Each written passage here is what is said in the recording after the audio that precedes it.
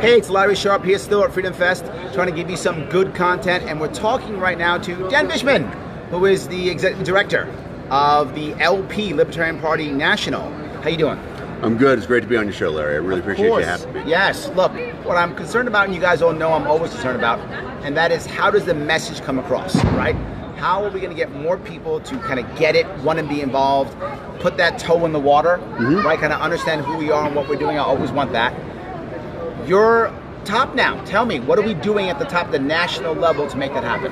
One of the things is that we have a realization that we haven't had in a long time, is that there is a message out there that reaches everybody about libertarianism. Okay. We have to understand that that message is available, and that if we reach people with the right message, they become libertarians forever. If I can quote a little Larry Sharpe to you, there's nobody more passionate than the converted. That's true, but that guy's a jerk, though. You shouldn't listen to him? Well, you know, every time I hear him speak, I take notes. Okay, good. So, to that end, one of the things we want to do is recognize the fact that we have an issue somewhere that hits somebody, hits them in the feels. Sure. So, as an example, you know, if I talk about licensing, right? That's an easy thing to talk about. That's the right message to reach some people with, but some people who don't understand what licensing is about. Right. It goes over their head. Exactly right. Sure. We have to have a way to have a conversation with people where they tell us what they want us to say to them, recognizing that, and that's how we do better at messaging. So how are you doing that now? So one of the things that we're going to do for the Libertarian Party is we're about to open up a members-only website. Gotcha. Where we're going to put members in there and we're going to ask them questions, say, you tell us what are the issues that are important to you. So we can come back and talk to them and say, okay, now you, Larry, as a person who, let's just hypothetically say, you're concerned with fathers' rights. Sure. You think that there's a problem in the way family courts are running, stuff like that. You have a grassroots organization in that issue already. I say, great, you're a member of the Libertarian Party. We know that this is a liberty issue. Can you tell us people that we can go out and bring the libertarian message through that issue that's important to you? Because we have a good grassroots network right now. We are not taking advantage of the things that are out there. And the other thing we have to understand... Well, hold on a second. Now, you're actually telling me that if I'm the father's rights guy, right, and I've got some group or whatever I have, if you reach out to me, I can now reach out to them, and so now I'm bringing them all under one umbrella in theory, right? Exactly. We can even work together, partnerships, all those things. Exactly right. Because we are pretty good at bringing the libertarian message when we know our audience. A lot of times, though, we haven't taken the effort to understand who or what our audience is. Who better to tell us, I've got an audience built for you already, than our libertarians, or our podcasters who are out there, who are talking about issues, because most of their podcasters, right, that's their livelihood. You know, as an example, podcasters are awesome. Right. Yes, they are. Well, not only are they awesome in terms of what they do, but they're also awesome in understanding that they are selling to an audience. Absolutely. So they have an audience, they understand their audience, that they're successful. If we can partner with podcasters, that's a very important thing that we can do. So one of the things the Libertarian Party has started doing is we have a referral program now for podcasters. So you say, I want to be a podcaster, I want to be an affiliate of the Libertarian Party. We will ask you, can you sell memberships? You can sell membership. For every membership you sell, I'm going to give you a 20% bonus on whatever they find. So somebody signs up. It's like Amazon affiliates, something like that. Exactly right. If it works for Amazon, I want to be a little more successful than Amazon has been. However, Amazon's been pretty crappy, but it's fine. Exactly. It's fine. But if the Libertarian Party can achieve success like that, and the thing about it is, that's what we should be doing, because those are our passionate evangelists who are out there for us. Let's get those people involved. Let's sign people up, and they're issue-based people. So, you know, there's a podcast out there that is only focused on occupational licensing for barbers. Just for barbers, talking about New York State. I'm from New York. All right. Yeah, exactly. Right? You got to drop $20,000 to get a license to braid hair in New York State. Right. I get you. Yeah, big problem. So that thing about it, focusing on that sort of thing, but then talking about, you know, we have libertarians like Laura Epke who proposed a new wonderful piece of legislation that got passed in Nebraska, changing occupational licensing. Texas, right? They just changed their occupational licensing law for plumbers. All these things that we really can make a big difference for, recognizing who those people are and then having the messaging that reaches those people correctly. Because the worst thing that can happen is if you bring the wrong libertarian message, because... Yeah, but hold on, you have something cool which I want to show, right? You don't mind if I play you a little bit, right? This is something here. This is more generic messaging though, right? This isn't specialty messaging, right? This is more generic. Right. I mean, it's specialty if you think money is important in your life. But other than that... Well, yeah, but the funny thing is, you mentioning that, there are a lot of people who don't think that they think it is. right? They think that money isn't that important, even though it is. Right. There are some who don't, but this is a bit more bold, right? Yep. This is less targeted. Tell me about this type of messaging. So one of the things that we like about tariffs or taxes that Americans pay is that, first of all, it's truth. Okay. Speaking the truth is always a good idea for a political party, for a political person. You look at the candidates who are the most popular right now, they generally say what they mean. The idea that tariffs as an issue is one that the Republicans and Democrats have flipped back and forth on. Absolutely You can true. go back 8 years ago, Yes. and the Democrats said Exactly reverse, tariffs yes. are so important. And Republicans Yes. are like, oh my God, tariffs are the worst thing you can do to our economy. And now, position, opposition, right? Absolutely. So that's a great one where we can show that we are consistent and they're not. But the other thing about it, it's a place where we show, you know what?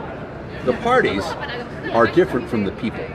And even though the parties have spent a lot of time to try to divide us into different groups, find wedges used to separate us, when we talk about what we the people represent, the idea that we are being affected by government as a whole. Yeah, but hold on, I'm going to go to myself here. With this specific one, Yep. if someone is not a Trump supporter, Yep. right now, right today, Right. that they're not a Trump supporter, Yep. that works easily. Yep. If you are a Trump supporter right now, Yep. that might make you angry. Right. You might see that as, oh, these guys all just hate Trump, they hate Trump, and that's why they're doing this, because they hate Trump. Right. Right? So, again, if it's 8 years ago, it would be the opposite, right? Yep, You exactly would be right. like, oh, the Obama people would hate us. Exactly, right? It's the exact Yep. reverse, right? Yep. But in this case, because Trump is president now, Right. they're going to see it that way. Do you get over that? Do you care about that? Is there a problem with that or not? So when I talk about messaging, we're talking about the audience. And so to a certain extent, this is here to tweak a lot of Trump people. Sure. However, it's also here for a lot of people who have come up to us today, showing we have buttons as well, Yep. saying, I'm so happy that you're talking about this because I feel like the party has left me behind because I know for a long time, it's because tariffs really is about math. The fundamental truth is we have a libertarian who is involved in canning tomatoes, okay? The tariffs on steel has cost him 25 cents more per can. That goes straight through to the consumer. Yes. Okay? He's not paying that. And the 25 Chinese cents aren't on paying one it. can is a lot. Exactly. That's a He's big not paying percentage. it. Exactly. The Chinese aren't paying it.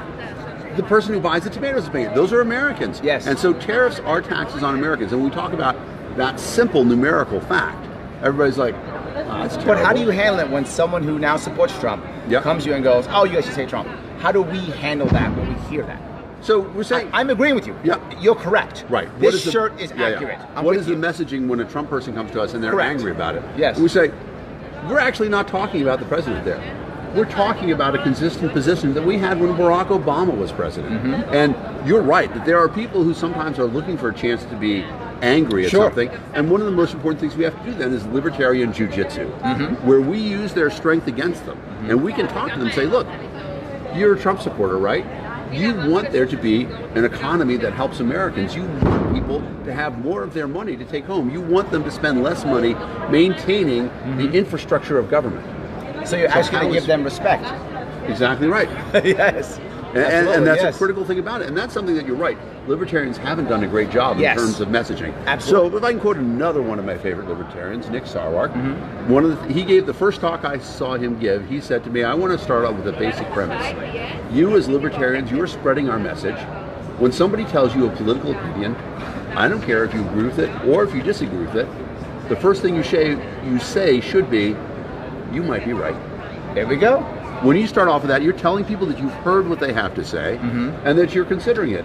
And we should recognize the fact, there's this, it's a terrible pun, and I hope I'm not going to tell the worst pun that's ever been on the Sharpe way. Go ahead. But it involves New York. Okay, so let's hope it is. All right, a wit is walking past an alleyway in New York, and he sees two women on opposite side of the alleyway yelling at each other across the alley through the window, and he says, they will never agree because they are arguing from different premises.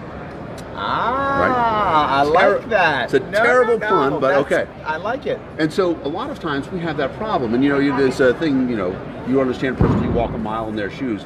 Libertarians should recognize the fact that for a lot of us, our experience has been very unique. The thing that brought us to where they are. Agreed.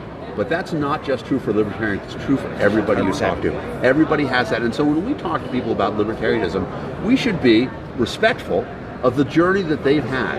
And there are times that the journey that people have made them think, I need protection. Of course. I need safety. Right. And they have been taught that the government is the only way to get it.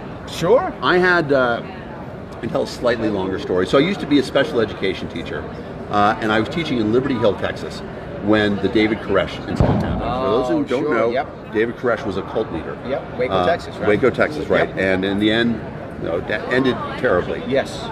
He released many dead people. Many dead people. However, he released some of the children beforehand, and some of them came to the psychiatric hospital where I was working. I was working as a teacher at the time. And we had a cult deprogrammer come out there and talk to us, and he said, "You don't understand what these kids are like, because they have been programmed to not hear anything that you say. Yes. They have been told that you are bad, you're going to try to trick them into thinking the cult is bad, stuff like that." So I want you to imagine a scenario. Imagine that there's an arsonist, and when he sets fire to a house, he wants to do it while there are people inside. That's his thing. Right. So what he does is he dresses up like a police officer, and he knocks on the door. He says, "I need to tell you there's a sniper in the area." And he's going to try to get you to trick you to come out of the house, and then he's going to shoot you. So no matter what happens, until another police officer comes by, don't come out of the house. Oh, and he might have a Confederate, somebody working with him, who will try to trick you to coming out of the house, and then the sniper's going to shoot you. So just don't come out of the house. Then he goes behind the house and he lights it on fire. Now, if you see that, how do you get the person to come out of the house, right? If you go and you knock on the door and you say, hey, your house is on fire, your house is on fire, come out. Of course they're not going to come out. Right, absolutely. And if you try to pull them out of the house, they're going to fight you. Yes, Exactly they are, right. of course. Yes. So what you have to do is excuse me, I smell, I think it's smoke, but I don't, do you smell something that smells like smoke? And they'll be like, well, maybe I smell smoke. And so there's this thing behind your house, and it's bright, and it's hot, and I touched it, and it burned me, but Right. I don't know what it is. They come in, oh my God, the house is on fire, and then they'll come out. Sure, yes. Republicans and Democrats have been burning down our collective house for the last 100 years. Still doing it. We are the ones who have to get people out of the fire, and we have to make sure that we don't make them go further in. You cannot ruin somebody's chance to come to liberty by bringing them the wrong message. People will tell you what the right message is if you're willing to listen to them. And ask the right questions. Exactly right. Yes. And so this is where we have to go, and this is what the Libertarian Party has to do, is we have to recognize that. And as a party, one of the things that I want to do as the executive director is that we're doing a lot of stuff in terms of finding out what people want to hear. Sure. And so we're doing that in obvious ways, where we're having surveys, but we're doing it in some subtle ways as well. If you go to the LP store right now, you might find some things for sale that aren't necessarily branded with libertarian things. The reason why is because if you buy a shirt that says tariffs or taxes, even though it doesn't say Libertarian Party on it, I know that that's an issue to you. That matters to you, of course. Exactly right. Yes, so we absolutely. can use merchandise as a way to sort of figuring out what people So go want. buy the cool stuff at lp.org that you like. So we Exactly can right. now talk to you better. Yes. Exactly. Well, and that's what we should be doing. That's the sort of market research that industries do all the time. Sure. Amazon, right? That's my goal. I want to be a little more successful than Amazon. More, I got you. Exactly. Amazon does a tremendous amount of market survey. They know what you look at. They know what's relevant, stuff like that. We can do things like that. I like that. This seems like a pretty good plan to me, and it's one of the best plans I've heard recently from the party, so I'm glad, because I feel like the timing right now is so good for this, right? Yeah. You find a lot of people who are simply just surrendering. They're giving up. They're like, I can't, and they're walking away. Yep. And we have to give them a place to walk to, and I think this is a great plan. Dan, thank you so much for coming. I really appreciate it. What a pleasure, Larry. I'd love to Thank be on you. the show. Thanks, guys.